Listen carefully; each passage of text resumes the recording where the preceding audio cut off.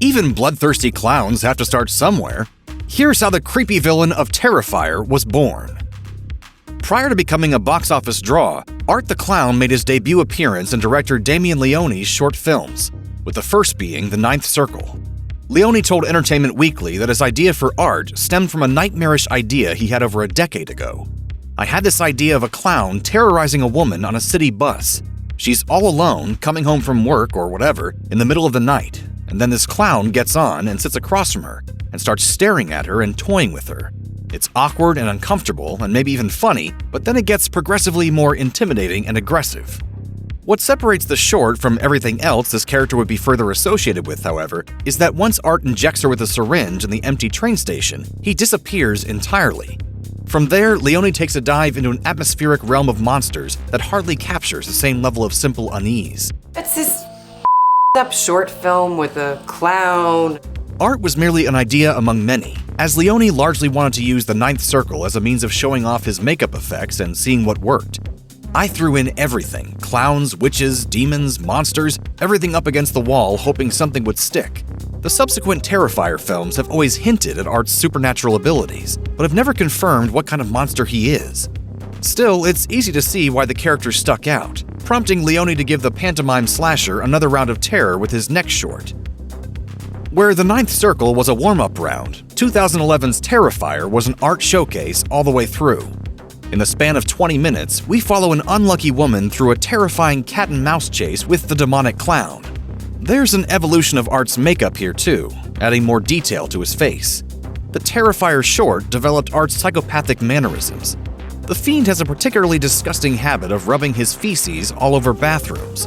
The person who usually finds the obscene mess ends up dead, and alas, the poor gas station attendant happens to be on the clown's hit list that night. The Ninth Circle may have featured Art's signature trash bag and penchant for annoying people, but Terrifier is where these elements are given purpose. Art is the star. In a 2018 interview with Dread Central, Leone talked about how the Terrifier short was rejected by film festivals of all kinds, even horror, so he ultimately posted it to YouTube, where it racked up over 120,000 views. Those kinds of numbers attracted the attention of Jesse Bazet, the producer of what would become the 2013 anthology horror flick All Hallows Eve. All Hallows Eve repackages the Ninth Circle and Terrifier, along with a tedious and silly middle segment about a woman being stalked by an alien presence in her own home. The wraparound story sees a babysitter watching an unmarked VHS with the children she's watching. Art intermittently shows up between the segments, making it clear that he exists beyond the world of the tape, and that something bad is going to happen once it's finished. With all the new bits for Art, All Hallows Eve plays out like a pitch for this villain to get his own feature film. At this point, it was increasingly clear that Art was ready for the next step, whatever that would look like. If you have an excellent idea for a movie but not the funds to make it happen, a short film is a great way to get eyeballs on it. Look no further than this year's Smile, which initially started out as a 2020 short entitled Laura Hasn't Slept, and is now one of the year's biggest hits.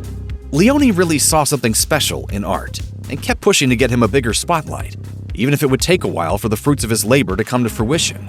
When it came time for Leone to make the feature film he initially wanted to make, he ultimately settled on an Indiegogo campaign to get it funded.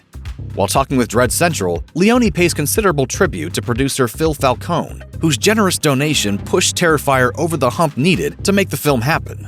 "I was just going through my emails and sending the Indiegogo link to everybody. He emailed me back and he's like, 'What are you trying to raise?' And I told him a very little amount of money and he's like, 'Hey, I'll just put it up. Make it and make me a producer.'" It's difficult to think of anyone but David Howard Thornton under the clown makeup, but prior to the Terrifier feature, all of Art's previous incarnations were played by Mike Gianelli.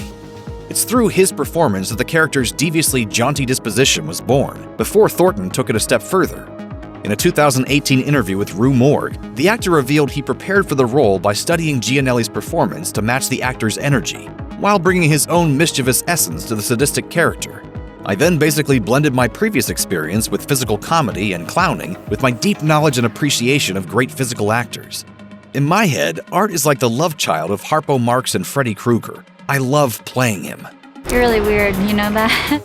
At first glance, Art may appear to be just another killer clown, the likes of Pennywise from It, but Leone specifically created the character as the antithesis to Maine's favorite sewer dweller. The All Hallows Eve filmmaker has a deep admiration for the exploitation sensibilities of 70s grindhouse movies and wanted art to reflect that. The killer clown in Terrifier may have hints of the supernatural, but his characterization is more human-like than the ancient monster in It. Art resembles an authentic serial killer with a penchant for unflinching brutality.